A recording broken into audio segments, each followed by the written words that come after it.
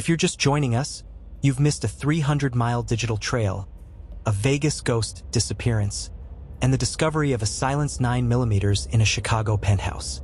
But today, the game changes. Dr. Michael McKee is back in Ohio, and he's brought a legal titan with him.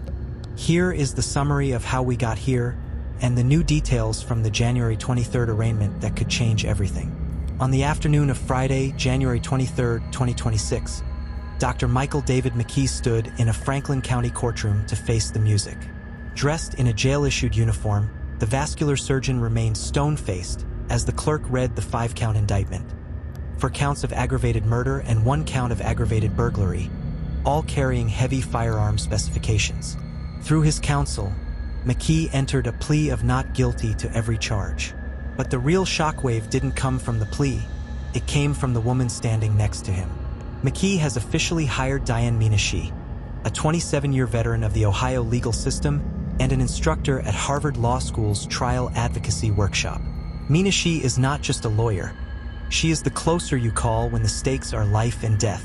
To understand how Michael McKee might walk free, we have to look at Diane Menashe's greatest hits. She has defended over 36 people facing the death penalty, and her track record suggests she is an expert at dismantling slam-dog prosecution cases. In 2023, she defended a man accused of murdering his wife. The evidence was purely circumstantial, and the jury acquitted him in just hours. Her strategy? She accused the police of tunnel vision, locking onto the husband and failing to investigate anyone else. She successfully defended a doctor accused of 14 counts of murder via ICU overdoses. She didn't argue that the patients didn't die. She argued about causation. She made the jury doubt whether the medicine killed them or if their own illnesses did. In the McKee case, Menashe is likely already looking at the digital noose and the pigeon-toed video with a clinical, skeptical eye. As Law and Crime's Jesse Weber noted, her job isn't to prove McKee is a saint. It's to show that the police didn't every I or cross every. During the arraignment, a surprising moment occurred. Menashe waived the bond hearing at this time. To the casual observer, this looks like a defeat. McKee will remain in the Franklin County Jail. But legally, it is a chess move. By waiving bond now, Menashe prevents the prosecution from presenting a mini-trial of their evidence early on. She is keeping the state's cards close to their chest while she prepares her own counteroffensive. For more true crime stories like this, hit the subscribe button. How do you defend a man whose car was tracked for 300 miles? You attack the identity of the driver. We can expect Menashe to utilize the strategy she used for Matthew Moore, the husband acquitted of killing Emily Noble. In that case, she argued that the scene was not what it seemed. In the McKee case, watch for her to challenge the license plate readers, LPRs. Just because McKee's vehicle was in Columbus doesn't prove he was behind the wheel. In a digital world, she may argue that a car can be stolen, borrowed, or even spoofed. The prosecution is hanging its hat on the silencer specification. They argue it proves premeditation. However, Menashe is a master of forensic interpretation. She may argue that the lack of forced entry and the presence of a silencer actually points to a different kind of perpetrator, perhaps a professional or a local with a deeper grudge than a 10-year-old divorce. She will likely seize on the amicable divorce narrative. If the divorce was finalized in just 6 weeks in 2017 and both parties signed off without a fight, why would McKee wait 8 years to explode? She will argue the timeline makes no logical sense, pushing the tunnel vision narrative that police ignored other potential leads in favor of the jealous ex-husband trope. While we viewed the Las Vegas malpractice suit as a sign of McKee cracking, Menashe might frame it differently.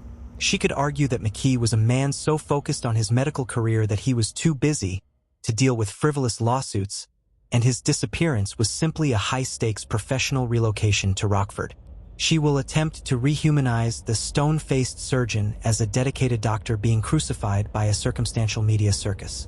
The trial of Michael McKee will not be one with emotions. It will be a battle of experts. The prosecution will bring in digital forensic specialists and ballistics gurus.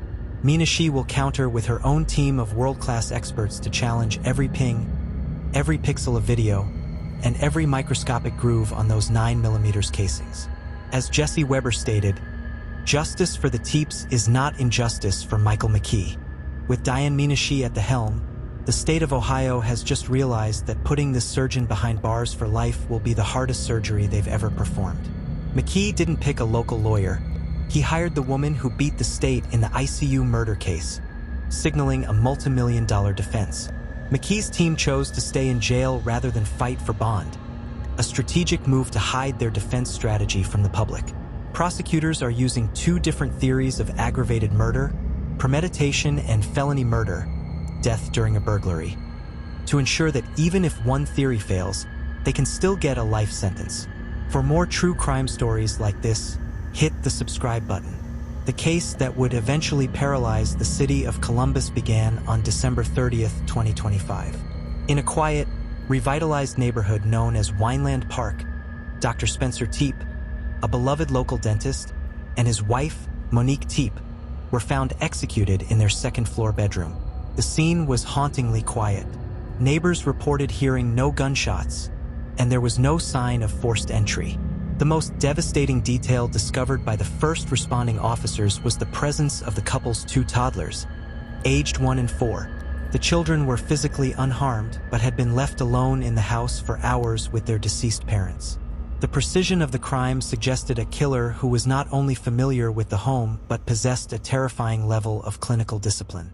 Columbus police, working alongside the ATF, immediately scoured neighborhood surveillance. They found a person of interest captured on a Nest camera in the alleyway behind the house. The figure was hooded and masked, but they left behind a physical signature, a highly distinctive pigeon-toed gait. This physical trait, combined with a vehicle captured by license plate readers, LPRs, created a digital noose.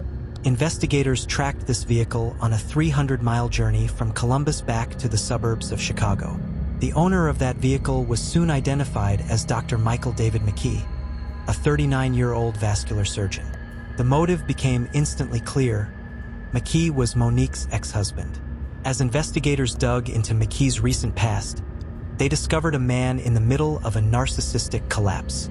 Once a National Merit Scholar and a high-achieving surgeon in Las Vegas, McKee had begun to unravel in 2024. Facing a massive malpractice lawsuit, McKee reportedly became a ghost. He provided fake addresses to his employers, ignored court summons, and allowed his Nevada medical license to expire in June 2025. He eventually relocated to a luxury 12th-floor penthouse in Chicago, living a solitary life while practicing in Rockford, Illinois. Experts believe this professional decline triggered a wound-collecting obsession with his ex-wife, Monique, who had successfully moved on and built a beautiful life with Dr. Tepe.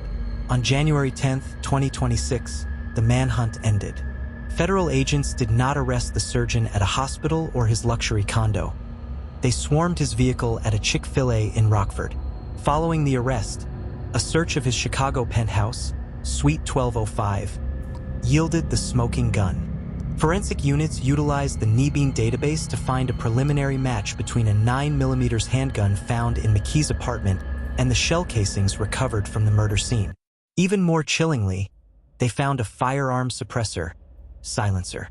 This answered the question that had plagued the neighborhood. Why didn't anyone hear the shots? The surgeon had prepared for a silent execution.